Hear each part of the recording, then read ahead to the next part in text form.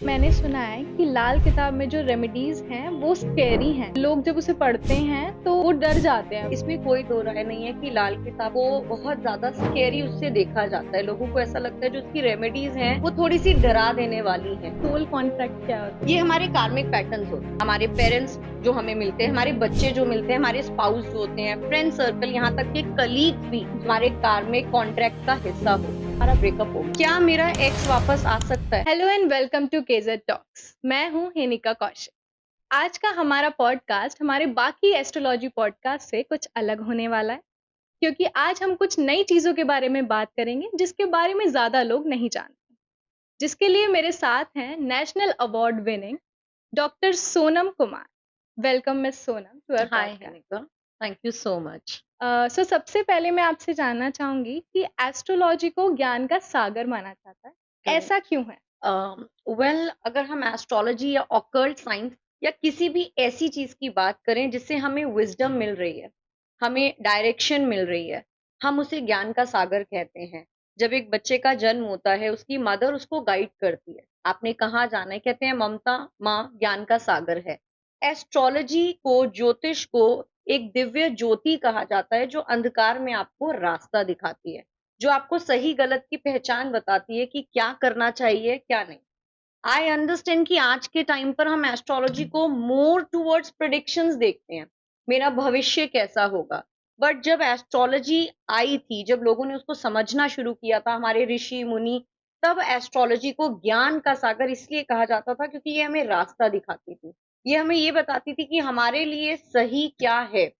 अब हम एस्ट्रोलॉजी को देखते हैं कि क्या करेंगे कि चीजें सही हो जाएं। जी। इसीलिए एस्ट्रोलॉजी को ज्ञान का सागर कहा जाता है। मैंने आपके अकाउंट पे देखा है कि आपके पास एक बुक है, द बुक ऑफ आंसर्स, जिससे आप लोगों को आंसर बताते हो। तो क्या सच में उस बुक में आंसर है? मुझे उस बुक के बारे में प्लीज बताइए। Of course.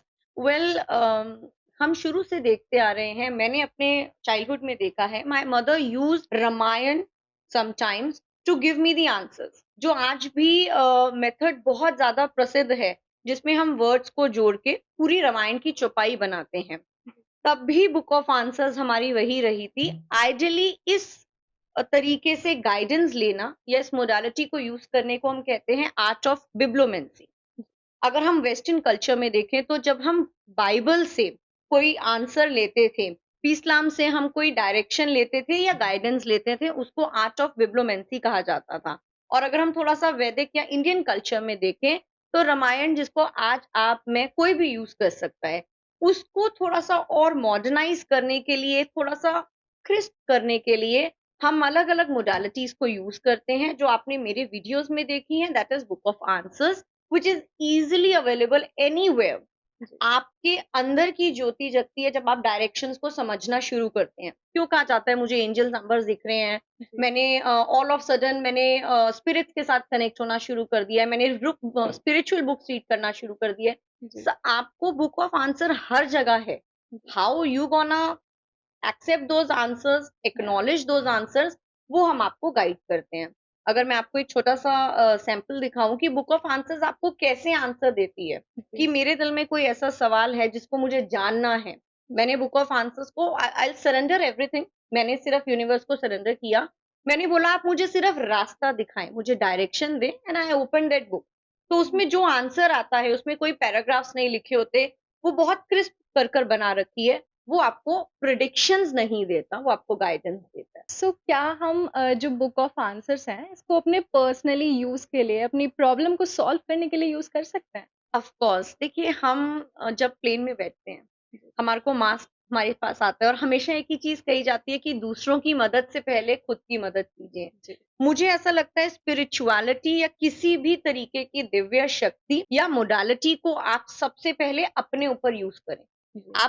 जब आप खुद परिपूर्ण होंगे, आप सामने वाले को गाइड कर पाएंगे, and you can not serve anyone from the empty vessel. I think इसको आप यूज भी करें, आप सब लोगों को यूज करना चाहिए। ऐसा जी। नहीं है कि आप बुक ऑफ आंसर यूज करेंगे तो आप एक एस्ट्रोलॉजर बन जाएंगे या आपको उसके लिए कोई स्टडी है। जी। ऑल यू नीड, आप विजडम कहीं से भी ले रहे हैं, आप सिर्फ ओपन होने चाहिए, रिसेप्टिव होने चाहिए, और एक्नॉलेजमेंट आपके साथ होनी चाहिए। सो अभी आप जैसे देख रहे हैं, जिसका जिक्र मैं आपसे अभी थोड़ी देर पहले कर रही थी, बुक ऑफ आंसर्स है। अब ऐसा नहीं है कि आपने मुझसे पूछा मैम मेरी लॉटरी लग जाएगी और मैंने आपको बोला यस या नो, नहीं। ऑफ कोर्स हमारे पास एस्ट्रोलॉजी में इतनी सारी कलाएं हैं, इतनी ब्रांचेस हैं जो आपको डायरेक्ट यस और नो भी बता सकती हैं, बिकॉज ये ज्ञान का सागर है, तो सागर में तो बहुत कुछ मिल सकता है। लेकिन बुक ऑफ आंसर्स में आप जैसे चाहते हैं कि मैं कोई डिसीजन लेना चाहती हूँ अपनी जिंदगी से रिलेटेड, क्या मैं उसके लिए सही जा पा रही हूँ या नहीं, आपने सिर्फ इसको ग्रैटिट्यूड पे करना है, आपने यूनिवर्स से कनेक्ट होना है कि मुझे रास्ता दिखाए, मुझे गाइडेंस दे कि क्या मैं जिस डायरेक्शन में जा रही हूँ वो सही है या नहीं, and you'll have to open it randomly. आप जो भी करेंगे, आपके पास जो भी आंसर आएगा अनक्वेश्चनेबली, मतलब इसमें कोई दो राय नहीं है कि आप सही जा रहे हैं। आपको यूनिवर्स के इशारे समझने हैं। Universe talk to you in a frequency और in a vibration language. Universe आपको आके ये नहीं बोलेगा नहीं नहीं, इधर मुड़ जाओ। उसने आपको बता दिया कि आप जिस डायरेक्शन में चल रहे हैं उसमें क्वेश्चन करने का तो सवाल ही पैदा नहीं है। सो मैंने एक लाल किताब के बारे में सुना है और ऑल्सो इसके बारे में मैंने एक चीज सुनी है कि ये रावण ने अपने खून से लिखी है। ये मिथ है या ये रियलिटी है? वेल हम लाल किताब को सिखाते भी हैं और उसकी गाइडेंस हम कंसल्टेंसी में देते भी हैं। तो हर एक मोडालिटी के साथ बहुत सारे मिथ जुड़े होते हैं। लाल किताब जितना मैंने अपने मेंटोर से समझा है, सीखा है, ऐसा कुछ नहीं है कि उसको रावण ने लिखा है। ये बहुत सिद्ध पंडित रूपचंद्र जोशी जी के द्वारा आई है। उसको उर्दू में लिखा गया है, ऐसा कुछ कहीं पर भी डिफाइन नहीं है कि उसको रावण ने लिखा है या कुछ है। It is one of the beautiful branch of astrology जो आपको बहुत सरल रेमेडीज कर कर ये बताती है कि ग्रहों को आप फेवर कैसे कर सकते हैं। सो मैंने सुना है कि लाल किताब में जो रेमेडीज हैं वो स्कैरी हैं और लोग जब उसे पढ़ते हैं तो वो डर जाते हैं। तो क्या उसके लिए मतलब उन्हें खुद पढ़ना चाहिए या एस्ट्रोलॉजिस्ट के पास जाके ही उन्हें कॉन्टैक्ट करना चाहिए? ओके, वेल इसमें कोई दो राय नहीं है कि लाल किताब को बहुत ज्यादा स्केरी उससे देखा जाता है। लोगों को ऐसा लगता है जो उसकी रेमेडीज हैं वो थोड़ी सी डरा देने वाली हैं। क्रिमेशन ग्राउंड में जाकर आपने कुछ ना कुछ उसमें गाड़ना है या करना है, लेकिन again half knowledge is always harmful. Lal Kitab को समझने के लिए आपको एक चीज का जान इनफैक्ट किसी भी ब्रांच ऑफ एस्ट्रोलॉजी को समझने के लिए आपको ये जानना जरूरी है, एस्ट्रोलॉजी आपको बिहेवियरल पैटर्न चेंज करने के लिए कहती है। आप अपना सूर्य बलवान करने के लिए, स्ट्रॉन्ग करने के लिए आटा दान कर रहे हो और घर आके आप अपने फादर से ठीक से बात नहीं कर रहे। एस्ट्रोलॉजी की कोई भी ब्रांच वहां पे वर्क नहीं करेगी, राइट? आप हवन करवा रहे हो, आप सब कुछ कर रहे हो, but you are not treating your servants in a right manner, Saturn आपका सही नहीं होगा। ये लाल किताब की सारी रेमेडीज या किसी भी ब्रांच ऑफ एस्ट्रोलॉजी की बताती हैं। ऑफ कोर्स लोग लाल किताब को थोड़ा सा स्केरी इसलिए समझते हैं क्योंकि उसको सही तरीके से दिखाया नहीं जाता। हम लाल किताब की रेमेडीज को शॉर्टकट बोलते हैं, बट आई बिलीव कि अगर आप किसी अच्छे एस्ट्रोलॉजर से जिनको पूरा ज्ञान है कि आपने रेमेडी यूज कैसे करनी है, आप मेरे पास कंसल्टेशन के लिए, और मैंने आपको बोला आपने कुछ नहीं करना, आप सिर्फ अपने फादर से रिलेशंस अच्छे करें। जनरेशन गैप है, आपको उनकी चीजें समझ में नहीं आती, उन्हें आपकी नहीं आती, आप शांत हो जाएं, आप पेशेंस रखें। लेकिन आप वहां पर कुछ भी बोल रहे हैं और मैंने आपको बोला 10 किलो आटा दान कर दें, आपको मैंने लाल किताब की रेमेडी बता दी है ना, मैंने आपसे एक अच्छा अमाउंट चार्ज कर लिया, it will not work for you, it will not work for you. आप कुछ लाल किताब के ऐसे चैप्टर्स के बारे में बताएंगे हमारे ऑडियंस को जो ज्यादा फेमस हों? लाल किताब खुद में बहुत फेमस है, बहुत इंटरेस्टिंग उसके अंदर चीजें हैं, इंटरेस्टिंग आपको कॉन्सेप्ट्स बताए जाते हैं। लाल किताब एक, जैसे मैंने आपसे अभी डिस्कस किया, लाल किताब आइडियली आपको बिहेवियरल चेंजेस के ऊपर कहती है। आपको, हम देखते हैं हर तरफ डिप्रेशन है, एग्जाइटी है, हम भी उस दौर से निकले हैं, लेकिन हमने कभी उसके रूट कॉज को जानने की कोशिश नहीं की। सबने बोला चांद को अर्घ दे दो, सबने बोला कि मेडिटेशन कर लो, मेडिटेशन आप शांत मन से करोगे। शांत मन कब होगा? जब आपके घर का एनवायरनमेंट शांत होगा। और घर में सबसे ज्यादा कौन रहता है? मदर। मदर क्या रिप्रेजेंट करती है? आपका मून। आप जितना अपनी मदर के साथ पैम्पर्ड या एक अच्छा नेचर रखेंगे, आपका मून उतना स्टेबल रहेगा। ये लाल किताब आपको बताती है। लेकिन हम लोग क्या सोचते हैं, हमें मून के अंदर बैठ के मेडिटेशन करनी है, चाहे अंदर कुछ भी चल रहा हो, बस आंख बंद करके बैठ जाओ, मेडिटेशन हो गई, मेरा डिप्रेशन ठीक, मेरा चंद्र ऊंच का हो जाएगा। It will not work for you. तो लाल किताब के कॉन्सेप्ट्स बहुत ब्यूटीफुली पंडित जी ने बताए हुए हैं, जिन्होंने जी। उसको लिखा है कि आपने किस ग्रह के किस रिश्ते को, that's a very beautiful chapter of Lal Kitab, कि वहां पर हर ग्रह के हर रिश्ते को कैसे निभाना है। आइडली हम लोग कहाँ फंसते हैं? हम रिश्तों में फंसते हैं। बिल्कुल। जहां आप रिश्तों को करना सीख गए, राहु आपके इन-लॉज़ हैं, जी। जुपिटर आपके गुरु हैं। आप गुरु को आप उनको हैप्पी टीचर्स डे विश कर रहे हो और आप गुरु को पीछे आके बोल रहे हो ये क्या कराता है? जी। आपका राहु कैसे या आपका जुपिटर कैसे ठीक होगा? हुँ। आपके इन-लॉज़ के साथ आपके कितने, आई थिंक हमारे पास सबसे ज़्यादा जो रेमेडीज़ लेने के लिए आते हैं वो इन-लॉज़ के साथ रिलेशनशिप आते हैं। हुँ। आपको पता है आपका राहु आपके इन-लॉज़ हैं, वो आपको छेड़ेगा, उसको शांत कैसे करना है। हुँ। ये आपको लाल किताब ने सिखाया है, जिसका ज़िक्र कहीं होता ही नहीं। आप स्पिरिचुअल कोच भी हैं, तो सबसे पहले मैं जानना चाहूँगी कि स्पिरिचुअल कोच बनने के लिए आपको किस चीज़ ने मोटिवेट किया? वेल लाइफ के कुछ ऐसे एक्सपीरियंसेस जी। जिसके अंदर आप डाउनफॉल में जाते हैं। ये जी। बहुत बखूबी कहा गया है कि जब आप सबसे ज़्यादा गिरावट पे होते हैं, तब आपको सबसे ज़्यादा भगवान की याद आती है। जी, ये बिल्कुल। हकीकत है। हम बहुत हैप्पी होंगे, हम क्लब्स में होंगे, हम वेकेशंस पे होंगे, हम कभी नहीं कहेंगे, भगवान सब अच्छा चल रहा है। The moment we see the downfall in our life, हम एकदम से बोलते हैं, हे भगवान मेरे साथ ऐसा क्यों? तो ये तो तय है कि डाउनफॉल में आपका स्पिरिचुअल सीड जनरेट होता है और मेरे साथ भी कुछ ऐसा ही हुआ। जी। एंड मेरी मदर की डेथ के बाद मैंने इस फील्ड को और ज़्यादा एक्सप्लोर किया, समझा कि हुँ। स्पिरिचुअलिटी का मतलब, आप भी स्पिरिचुअल हैं, मैं भी जी। स्पिरिचुअल हूँ। स्पिरिचुअलिटी का मतलब ही ये होता है जहाँ हम सरेंडर करते हैं, हुँ। हम एक्सेप्टेंस देते हैं, हम जी। चीज़ों को एक्नॉलेज करते हैं एंड मोरओवर हम ग्रैटिट्यूड पे करते हैं। हुँ। वो कहते हैं ना, जो भी है वो मीठा ऊपर या वाले का ही है। तो एक्सेप्ट करना। एक एक्सेप्ट करना, अगर या आपने एक्सेप्टेंस सीख ली, इट्स हुँ। ओके, आज का दिन अच्छा नहीं गया, एक्सेप्ट इट। या अब आप बीइंग एन होलिस्टिक कोच या एस्ट्रोलॉजर, मैं ये तो नहीं कहूँगी मैं फटाफट से रेमेडी करूँ, दिन वो हो जाए। जी। जहाँ मैंने उस दिन को एक्सेप्टेंस दी, हुँ। कल वो दिन जब दोबारा आएगा, वो मुझे एंग्ज़ायटी नहीं देगा। जी। बीइंग अ स्पिरिचुअल कोच मुझे पता है, मुझे ये अपनाना है हुँ। और कल उससे बेहतरीन होगा। मुझे लगता है एक्सेप्ट करना ही सबसे ज़्यादा लोगों के लिए मुश्किल होता है। एग्ज़ैक्टली, हुँ। सबसे एक्सेप्टेंस एंड फॉरगिवनेस, या ये कोई नहीं कर पाता। कोई एग्ज़ाम्पल आप बताओगे जिसमें एज़ एन स्पिरिचुअल कोच आपने अपने किसी क्लाइंट को समझाया हो और उसकी लाइफ़ ट्रांसफ़ॉर्म हुई हो? देखिए, रोज़ ऐसी कंसल्टेंसीज़ में हमारे पास आते हैं एग्ज़ाम्पल्स। आजकल के टाइम पर हम अपने इंस्टाग्राम अकाउंट पे देखते हैं, मैक्सिमम लोग जो मुझे मैसेज करते हैं, मैम हमारा ब्रेकअप हो गया। हाँ। क्या मेरा एक्स वापस आ सकता है? हुँ। Believe me, 100 of messages we will receive in 1 day. Ma'am कुछ ओके। ऐसा कर सकते हो मेरा एक्स वापस आए? हुँ। वहाँ हम क्लाइंट्स को ये कहते हैं आपका एक्स अगर वो वापस आएगा और वो एक्स है, हाँ, वो तो करंट नहीं बन सकता। एग्ज़ैक्टली। Understand it. या और अगर वो वापस आएगा, वो आपका था ही नहीं, क्योंकि जो आपका हुँ। था वो जाएगा नहीं। उस केस में नाइस। अगर आपने acceptance the, it's hmm. Okay, वो गया, वो मुझे ज़िंदगी का एक लेसन सिखाने आया था, उसने मुझे कुछ सिखाया, जी। मैंने वहाँ से कुछ सीखा, मैंने सरेंडर कर दिया। हुँ। अगर मैं बदल पाती तो मैं साथ होती, जी। मैं नहीं बदल पाई तो हम अलग हैं।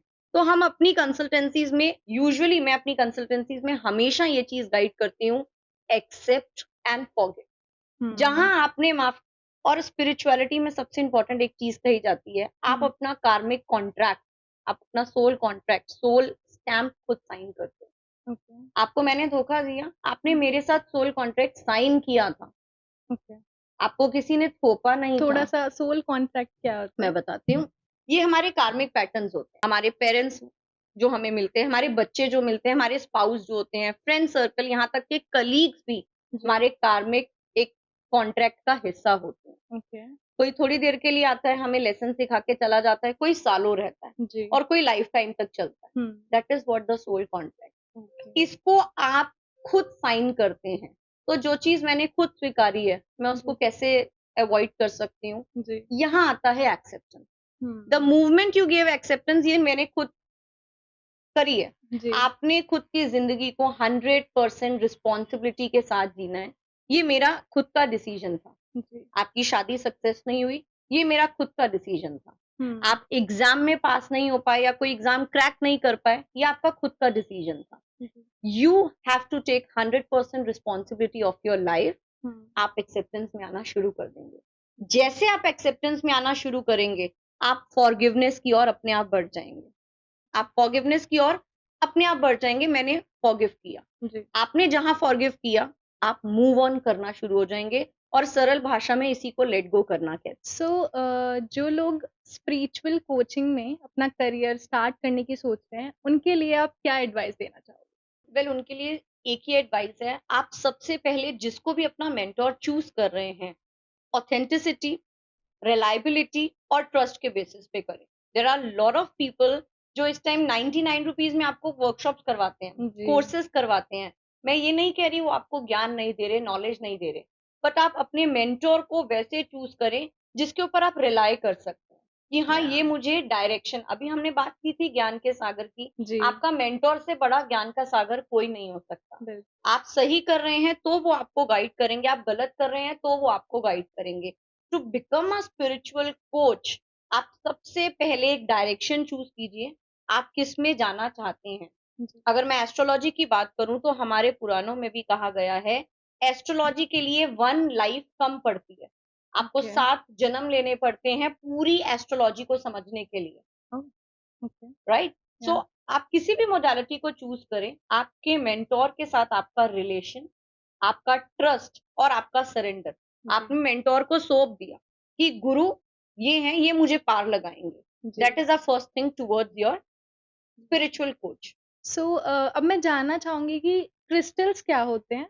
और ये अलग-अलग तरीके के होते हैं? ऑफ कोर्स, क्रिस्टल्स बहुत ही ज्यादा प्रीशियस स्टोन्स होते हैं। क्रिस्टल्स वो होते हैं जो आपकी जिंदगी बदलने की पूरी ताकत रखते हैं।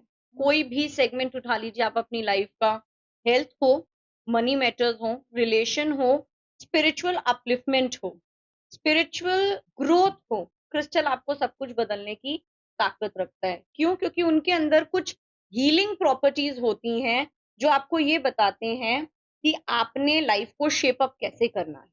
End of okay. कोर्स, इतने सारे क्रिस्टल्स हमारे को प्रकृति ने दिए हैं, नेचर ने जी। हमें एन नंबर ऑफ क्रिस्टल्स दिए हैं जिनके नाम शायद आपको मेरे को पता नहीं भी पता नहीं। होंगे। जी।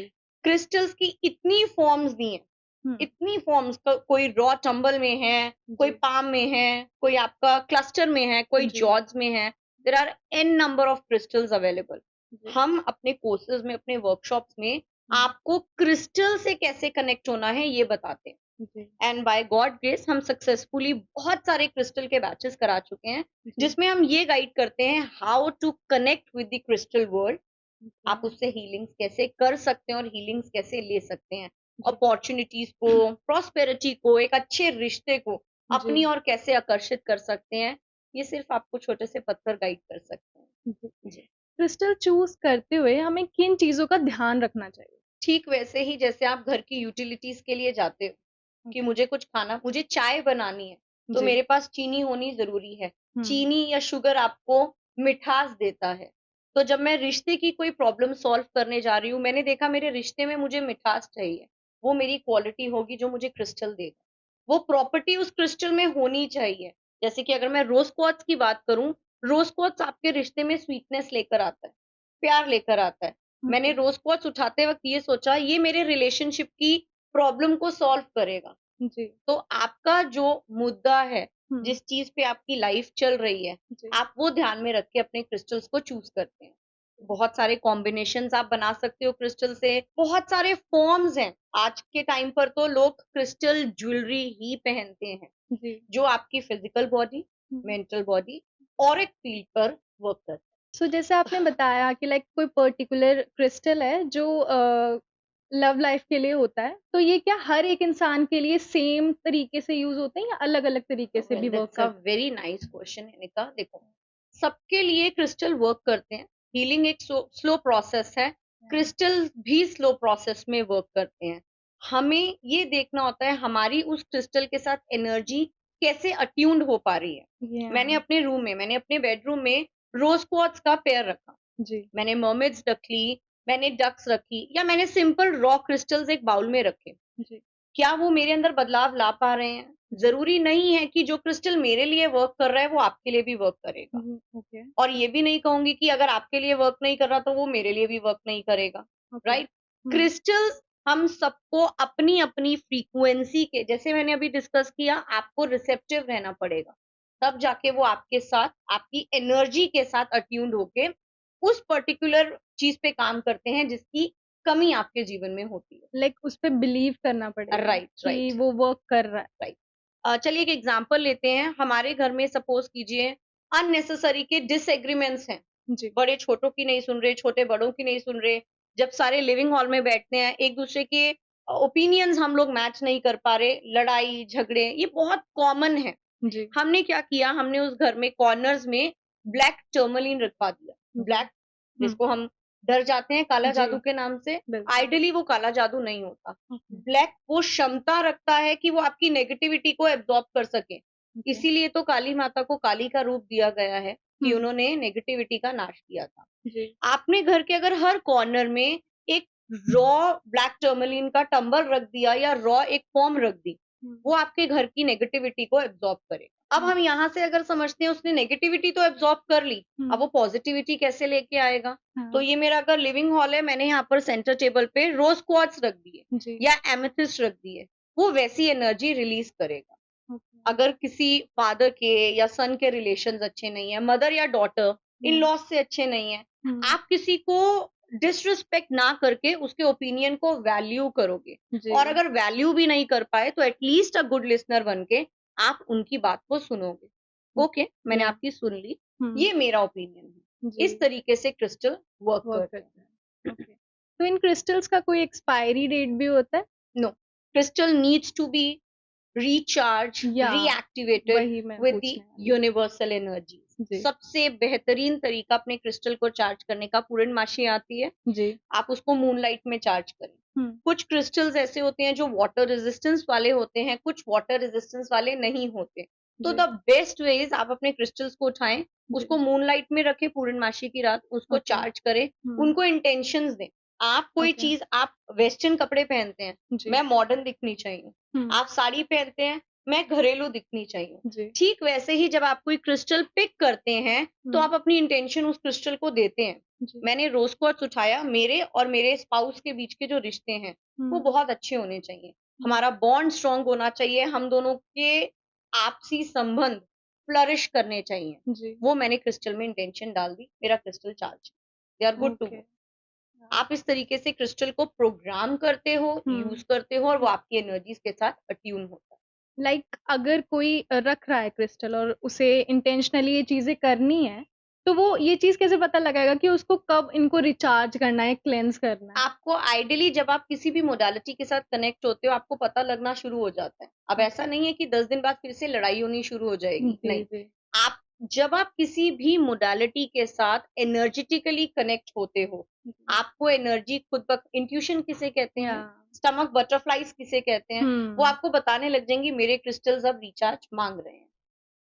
फ़ोन की बैटरी लो होती है ना, हुँ, आवाज़ हुँ, कम आने लग जाती है। हुँ। इंसान की बैटरी भी वैसे एनर्जी लो जाने लग जाती है और आपको पता लग जाता है अब मुझे जी, ग्लूकॉन डी की ज़रूरत है। जी, वैसे ही आपके क्रिस्टल को हुँ, मूनलाइट या सनलाइट की ज़रूरत होती है। जी। आप कुछ फ़ेमस क्रिस्टल्स के बारे में बता सकते हो और ऑल्सो वो किस चीज़ के लिए यूज़ होते हैं? ऑफ कोर्स इसके लिए तो वैसे हम बहुत अच्छे से ट्रेनिंग देते हैं okay. And we have already done a lot of successful batches. We are also coming with the great batches for the crystal bible workshop. हुँ, बट कुछ क्रिस्टल, जैसे मैंने आपसे रोज़ क्वार्ट्ज का ज़िक्र किया, जी, आपके लव को, आपके रिलेशनशिप को, आपके इमोशंस पे वो काम करता है। जी, ब्लैक टर्मलिन है या किसी भी ब्लैक फैमिली के क्रिस्टल्स जो हैं, वो जी, आपकी नेगेटिविटी को रिमूव करता है, आपके ओके, एनवायरनमेंट को क्लीन करता है, आपके ऑरा को क्लीन करता है। व्हाइट फैमिली क्रिस्टल्स आपको पीस लेकर आता है, ओके। कामनेस लाता है, व्हाइट है या ब्लू है, हुँ, आपके इमोशंस पे वर्क करता है। हुँ, आप चिड़चिड़े नहीं रहते।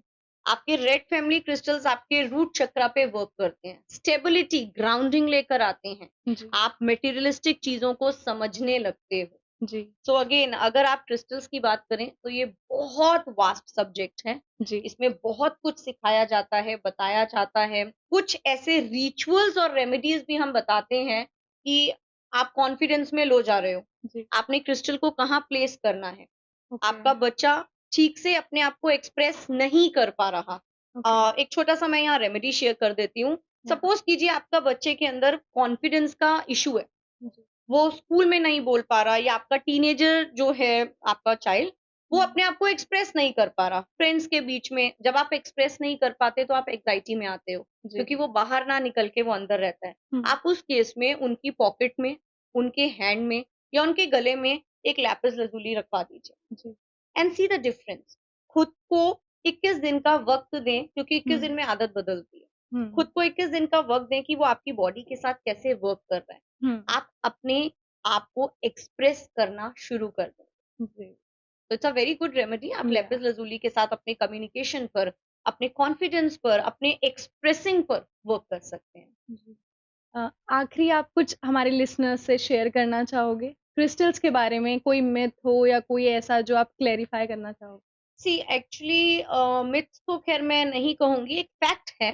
आपकी लाइफ में आप क्रिस्टल को चूज नहीं करते, क्रिस्टल आपको चूज करते हैं। आप ऑल टुगेदर स्क्रॉल कर रहे हैं, क्रिस्टल्स आ रहे हैं। किसी फ्रेंड के आपने हाथ में ब्रेसलेट देख लिए, क्रिस्टल्स नजर आ रहे हैं। इसका मतलब वो एनर्जी आपके जीवन के साथ जुड़ना चाहती है। आप खुद उसको पूछोगे, आप लोगों से पूछोगे तुमने ये क्यों वेयर करा हुआ है। आप स्क्रॉल करते वक्त देखोगे, अच्छा रोज क्वार्ट्स नाम की कोई चीज होती है, अच्छा कोई ऐसा पेंडेंट है जिसको गले में पहनने से मेरे बच्चे का कॉन्फिडेंस बूस्ट अप हो जाएगा। So crystal chooses you, you don't choose the crystal.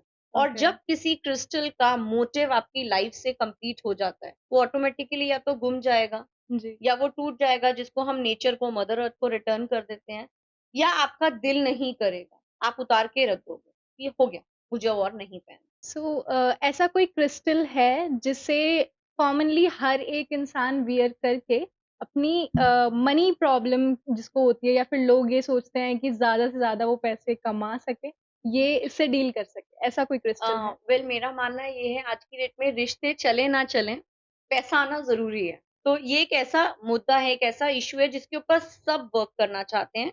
आप इसके लिए गोल्ड पायराइट्स, जिसको फाउल गोल्ड भी कहते हैं, आप कॉम्बिनेशन में इसके साथ सिट्राइन और ग्रीन एवेंचराइन वेयर कर सकते हैं। अभी वेयर करते वक्त हमने क्या कहना है, अगर आप वेयर करने में कंफर्टेबल नहीं है, आप इसको अपने ऑफिस टेबल पे रखें रॉ फॉर्म में।